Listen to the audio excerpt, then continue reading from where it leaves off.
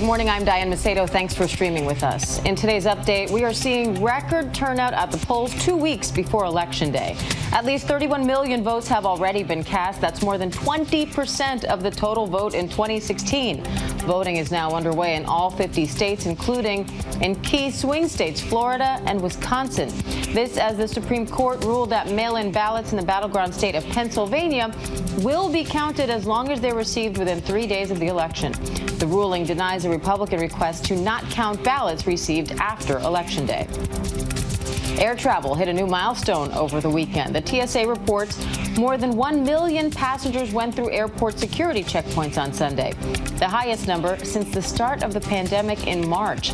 Meanwhile, the CDC is strongly recommending masks for all travelers above the age of 2 on all public transportation, including planes, buses, trains, and taxis. And the Midwest is seeing some of its first snow of the season a few weeks ahead of schedule. The dusting is posing a problem for Iowa residents still without roofs after that derecho back in August. This winter storm is moving slowly through the northern plains and upper Midwest before reaching the Great Lakes later this week. Meanwhile, more than 3 dozen wildfires are burning in the West.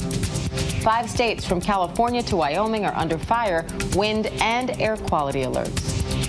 And with 2 weeks left to go until Election Day, President Obama will make his first in-person campaign appearance for Vice President Biden in Philadelphia tomorrow. According to the Biden campaign, Obama will hold a drive-in car rally to encourage people in Pennsylvania to vote early. Meanwhile, First Lady Melania Trump will join the president at his rally in Erie, Pennsylvania tonight. Aside from the Republican National Convention in August, this will be her first in-person appearance at a campaign event in more than a year. And now to Oscar-winning actor Jeff Bridges revealing he's been diagnosed with lymphoma. ABC's Will Reeve has more on his treatment and his message to fans. This morning, beloved actor Jeff Bridges with a stunning announcement Monday evening revealing he's been diagnosed with lymphoma.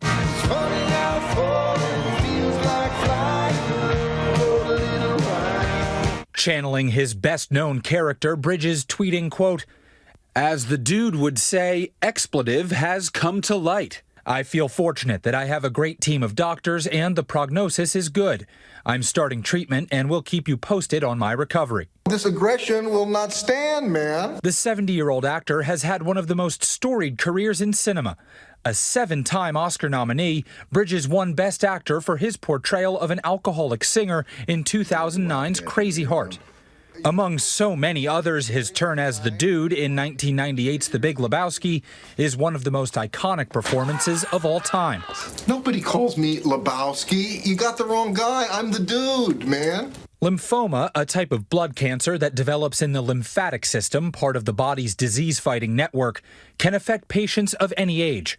Nearly 800,000 Americans are living with or in remission from lymphoma, and over 85,000 new cases are expected to be diagnosed this year. Our thoughts are with Jeff Bridges and his family, wishing him a speedy recovery. Will Reeve, thank you for that. And now to a new report about schooling during the pandemic. It offers a look at how countries around the world have reintroduced kids to learning remotely or in person and where it's working best. Here's Eva Pilgrim. This morning, GMA with a first look at a new report on children, schools, and the COVID-19 pandemic across the globe. As students from Cambodia to Afghanistan, Ghana to China return to the classroom, the University of Washington finding that while outbreaks have occurred in some, there was little evidence that schools were main drivers of transmission. In Denmark, 4th grader Catherine Hamilton is happily settled in her fall semester. Are you excited about school today? Yes. Denmark was one of the first countries in the world to reopen schools in May, putting children in protective bubbles of 12, where they ate, played, and learned with the same pot of children and one teacher. But this fall, school is relatively normal, with larger class sizes of 24. In Catherine's school of 1,000, no current infections. We have seen that limiting group sizes, keeping those groups linked together, these are things that we know work to control transmission. Researchers point to another country with relative success in reducing the risk of school-based transmission. South Korea. We take turns going to school. So in the first week, the 7th graders go to school and the 8th graders and 9th graders stay home taking online classes. When 9th grader Ji Ho Yoon does go to school, she must check in using a COVID-19 symptom tracker and undergo 5 temperature checks throughout the day.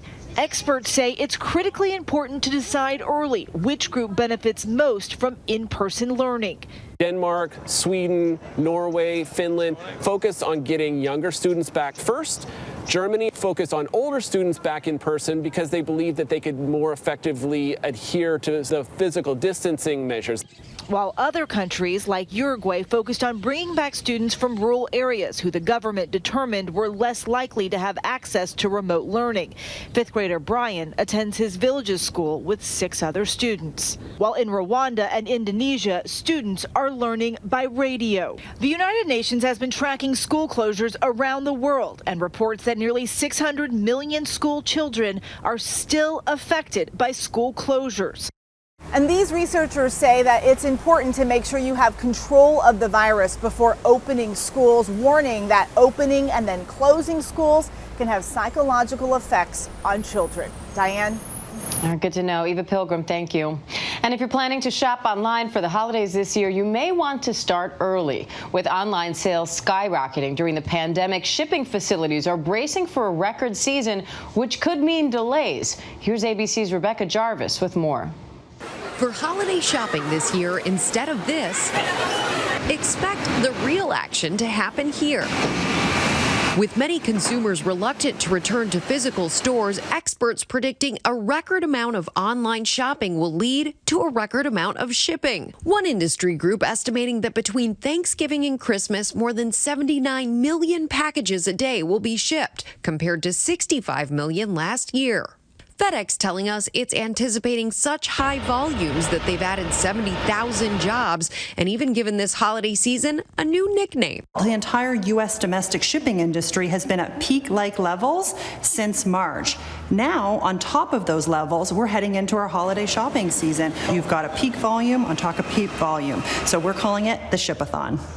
The Shipathon due to not just the big box retailers sending volumes soaring, but also a number of small businesses moving online during the pandemic. We had to add days of service. We are now actually shipping across the United States on Sunday, serving 95% of the population.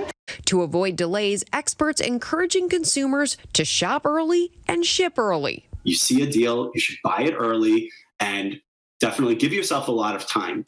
Also, you don't know whether or not you're going to see your loved ones, friends and family. So I think the American consumer wants to shop early, get all of those gifts all planned out and sent off before it gets to crunch time.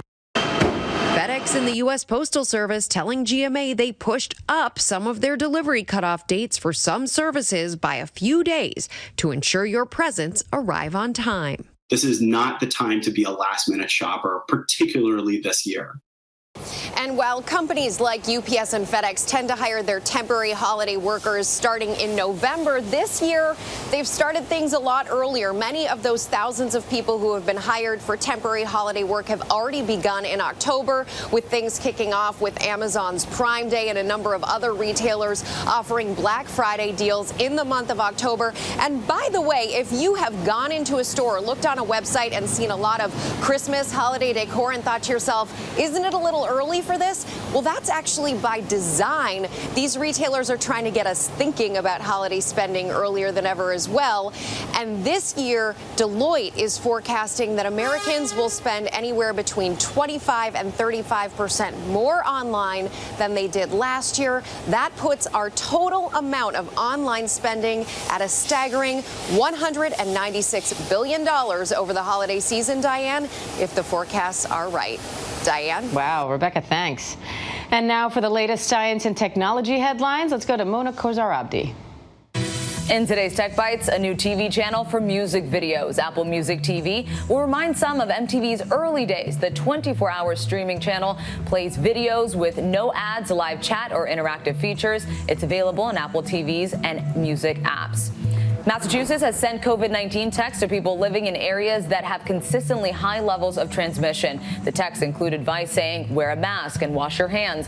They arrived on the same day as the state reported its highest case count since late May.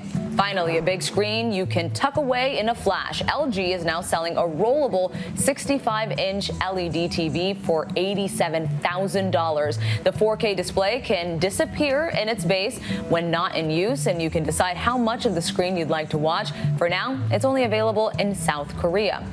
Those are your Tech Bites. Diane, hopefully by the time it reaches the U.S., it'll also lose a few zeros. Back to you. Yeah, maybe all of them, Mona. Thank you. And that does it for this ABC News Live update. I'm Diane Macedo. Thanks for joining us. And remember, ABC News Live is here for you all day with the latest news, context, and analysis. I'll see you back here at 3 p.m. Eastern with Terry Moran for The Breakdown.